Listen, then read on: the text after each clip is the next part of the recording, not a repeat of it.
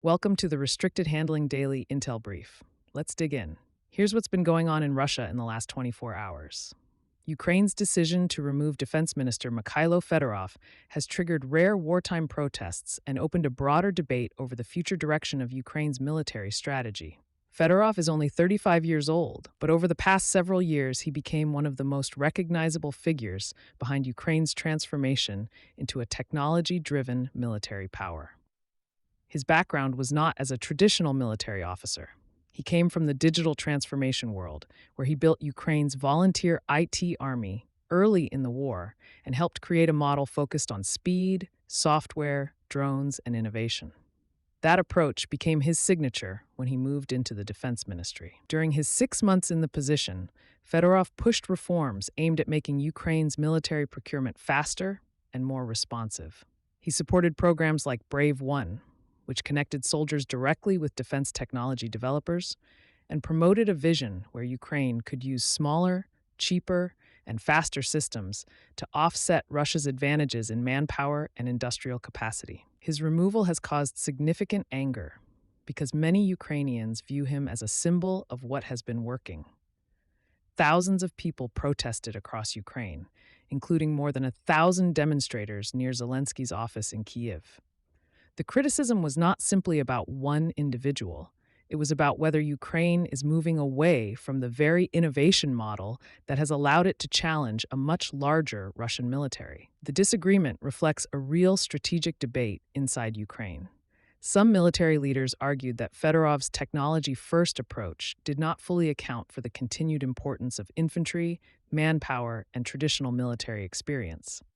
Others saw his reforms as exactly what allowed Ukraine to compensate for those disadvantages. So this is more than a personnel change. It is a fight over the future of warfare. Zelensky's broader government reshuffle also brought in a new prime minister, Sergei Koretsky, the former head of state energy company Naftogaz. That choice says a lot about Ukraine's priorities right now.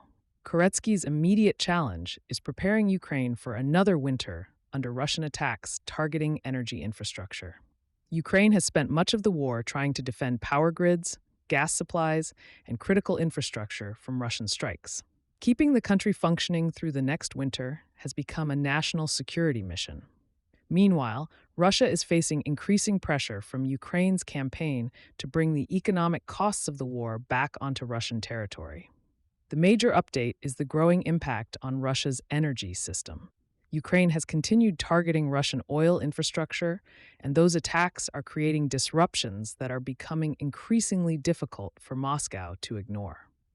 The Salavat refinery in Bashkortostan was damaged in a Ukrainian drone strike, forcing the facility to halt major processing operations. The refinery is one of Russia's larger facilities, producing gasoline, diesel, and petrochemical products. The significance is not just one refinery going offline. The broader issue is that Ukraine has demonstrated an ability to repeatedly hit a sector Russia depends on to fund and sustain the war. Russian refining capacity has fallen sharply, and the Kremlin has responded with a series of measures including export restrictions, market controls, and attempts to bring in fuel from abroad.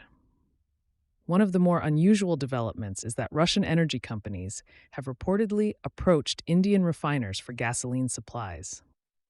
This is a striking reversal in the energy relationship. India has become one of Russia's most important buyers of crude oil during the sanctions era. Now Russia is reportedly looking to India for refined fuel because parts of its own system are under strain.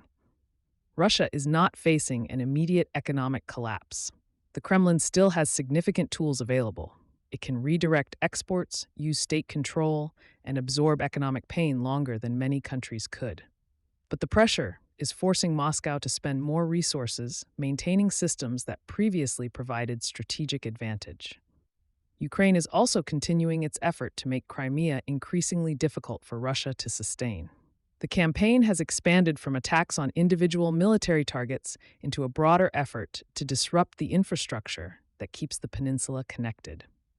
Ukraine has targeted power facilities, transportation routes, and maritime logistics.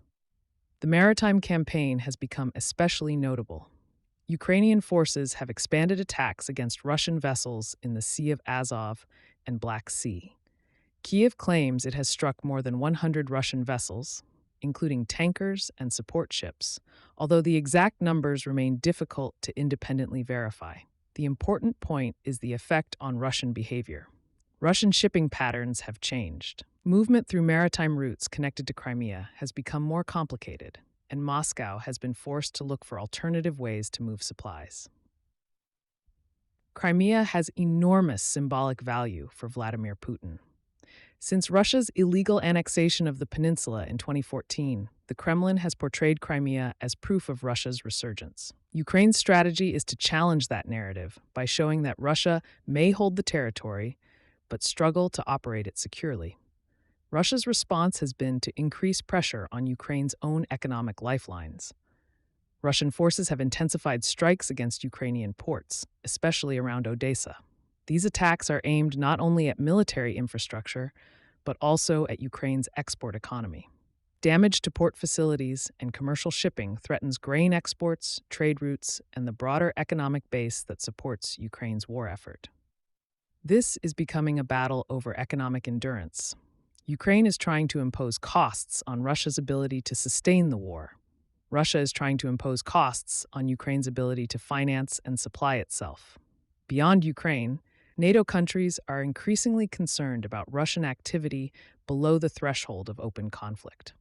Lithuanian President Gitanas Nausėda said his government had intelligence indicating Russia could be preparing targeted operations against NATO-related infrastructure. Poland has also warned about potential Russian false flag operations, including scenarios where Moscow could use drones made to appear Ukrainian as justification for retaliation. Estonia reported another unusual development, a Russian live-fire exercise on Lake Peipus along the Russian border conducted without prior notification. The concern among NATO members is that Russia may continue testing alliance responses through sabotage, cyber operations, and deniable actions rather than direct military confrontation. Inside Russia, the Kremlin is also expanding efforts to control information and monitor domestic threats. A recent report detailed an attempted FSB project called POC, an artificial intelligence system designed to help monitor news, social media, protests, opposition activity, and public sentiment. The project reportedly failed after more than a year of development, but the goal itself is revealing. Moscow is attempting to combine traditional security state methods with modern technology. It is the digital version of something Russia has done for decades. Monitor society, identify dissent, and control the information environment. On the battlefield, Russia continues applying pressure in eastern Ukraine, but current operations remain focused on incremental gains rather than a decisive breakthrough. Russian forces are using small infiltration groups, drones, and airstrikes to pressure Ukrainian positions. The larger story remains the same. This war is becoming a competition between systems. Ukraine is betting on innovation, precision, and the ability to impose costs far beyond the front line. Russia is betting on endurance, industrial capacity, and the willingness to absorb punishment. Both sides are still capable of hurting each other. The key question is which side can convert those tactical successes into strategic advantage. Thanks for listening. Keep your maps open, your sources skeptical, and your notifications on. For the written brief, find us at restrictedhandling.substack.com. See you tomorrow.